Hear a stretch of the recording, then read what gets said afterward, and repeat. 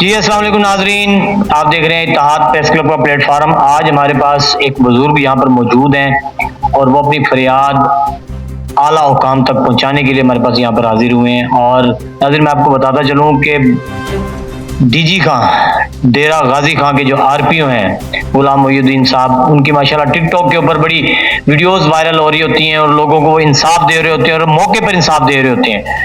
मुझे थोड़ी सी एक बात याद आ रही है, पिछले दिनों मैंने उनका एक क्लिप देखा, उसमें एक खातून जमीन का मसला लेकर आई हुई थी जिसमें उसके पास डॉक्यूमेंट्स क्लियर थे और आरपीओ साहब का ये कहना था कि इस खातून को अदालत जाने की जरूरत नहीं है और इसका काम नहीं बनता कि ये अदालत जाए, इसको पुलिस की जिम्मेदारी है कि इसका कब्जा, इसकी जमीन इसको दिलवाए।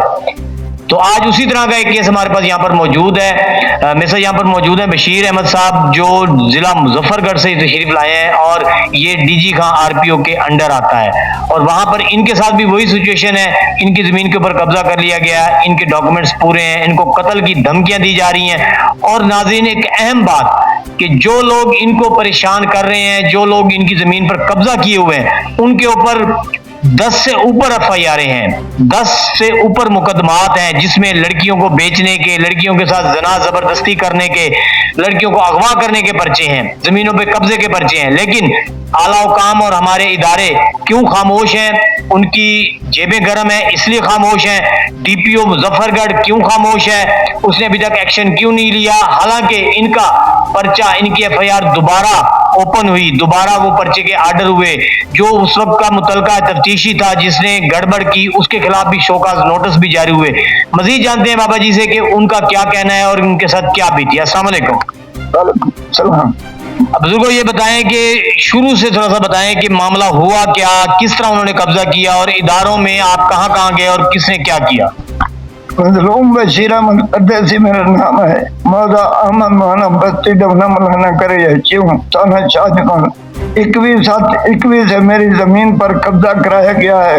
इजाज देवना और अब्दुल रशीद देवना, इजाज देवंज और नजीर अहमद मलाना, जो कि पुलिस चौट हैं, सारा दिन पुलिस को चट्टी दलाली का काम करते हैं। एमपीए अहमदुल साहब और एमपीए अलमदार कुरैशी साहब के राखवे हैं, जो मेरा आज तक पर्चा नहीं होने दिया। 24/03/22 को मेरा पर्चा हुआ। जनाब वकास नजीर आरपीओ साहब जिला डेरा गाजी खान ने पर्चा करवाया। अब इतराज कर रहे हैं कि ये 8 या साल हो गया, क्यों देर से हुआ? ये पुलिस की गफलत से हुआ। अब एसपी साहब सिटी के पास मेरी इंक्वायरी चल रही है। मुसलमान ने कहा ये पर्चा झूठा है। मैंने कहा फैसला कुरान पाक पर होना चाहिए।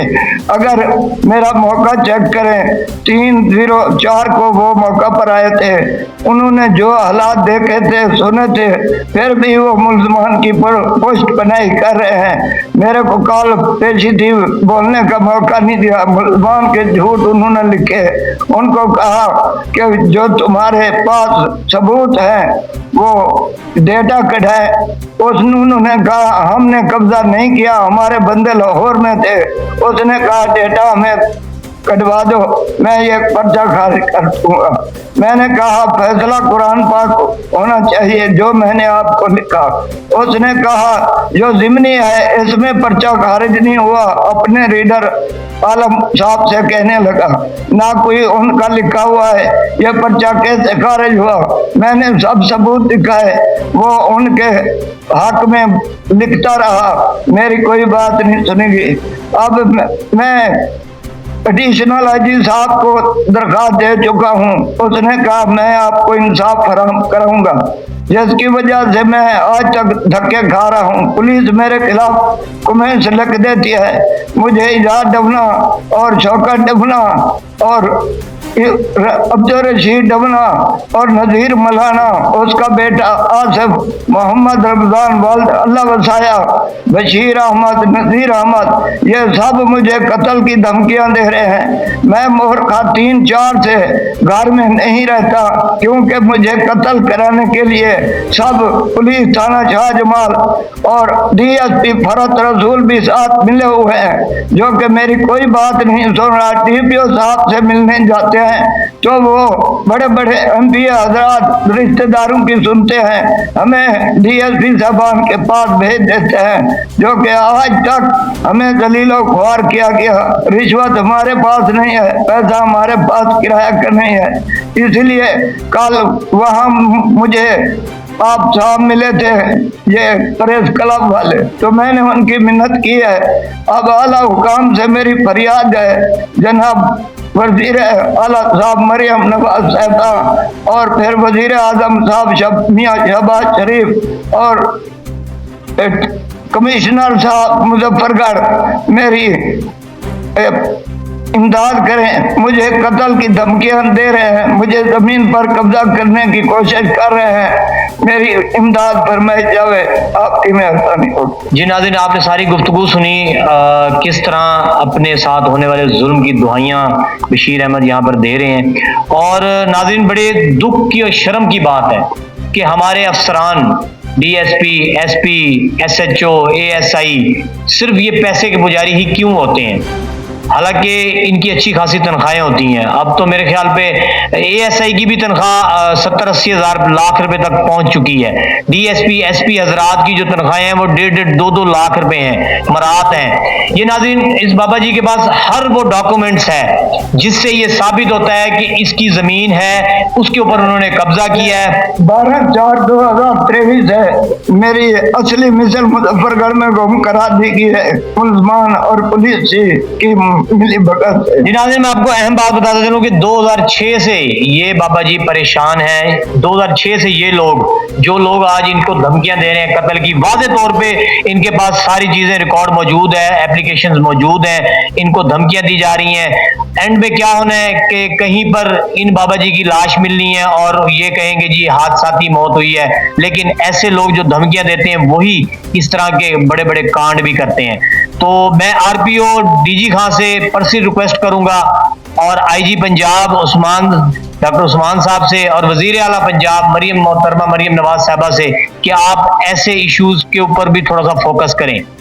आप लोग अपने ऐवानों में बैठे हैं, अपने एसी के रूम्स में बैठे हैं, लेकिन नीचे वाली सतह पर गरीब आवाम के साथ, गरीब इंसान के साथ क्या होता है। ये डीपीओ साहब, ये आरपीओ लोग जो है, ये मुख्तलिफ खुली कचेरियां लगाकर और ये टिकटॉक के ऊपर वीडियो चढ़ा देते हैं जी हमने गरीबों के साथ बड़ा इंसाफ कर दिया, हमने उसको इंसाफ दे दिया, हमने उसको। किसी को भी इंसाफ नहीं मिलता। वो जस्ट टिकटॉक की हद तक होता है कि सिर्फ हम अपनी एक पब्लिसिटी करें, लोगों में अपना एक मोराल अच्छा बनाए, मेयार अच्छा बनाए, लेकिन इस तरह के गरीब लोग रुल रहे होते हैं, धक्के खा रहे होते हैं, इनके दफ्तरों के बाहर सारा दिन बैठ के भूखे प्यासे अपनी दुआइयां दे रहे होते हैं, लेकिन इनका सुनने वाला कोई नहीं होता। जो एमपी एमएनए हजरात हैं जिनका इन्होंने नाम लिया, ऑन डोगर साहब और दूसरे, वो ऐसे कब्जा माफिया, ऐसे जो रेपिड्स लोग होते हैं उनको सपोर्ट करते हैं, उनकी पुष्पनाही करते हैं और अफसरान को रोक के रखते हैं कि इनके खिलाफ किसी किस्म की कार्रवाई ना की जाए। ये मेरे साथ सामने एक और एप्लीकेशन मौजूद है इस खातून की, ये बख्तो माई, इस खातून की बेटी को भी बेचा उन्हीं लोगों ने। नाजरीन, 10 से ज्यादा एफआईआर उन लोगों पर मौजूद है जिनके खिलाफ पुलिस कार्रवाई करने से कासिर है। हत्ता के गुज़श्ता दिनों एसपी सिटी मुल्तान हसन रजा खाकी साहब के पास भी ये साइल पेश हुआ, लेकिन इसकी दाद रसी नहीं हुई। बड़े दुख और शर्म की बात है कि इस तरह के अफसरान अगर इन गरीबों को इंसाफ नहीं दिलाएंगे तो कौन दिलाएगा।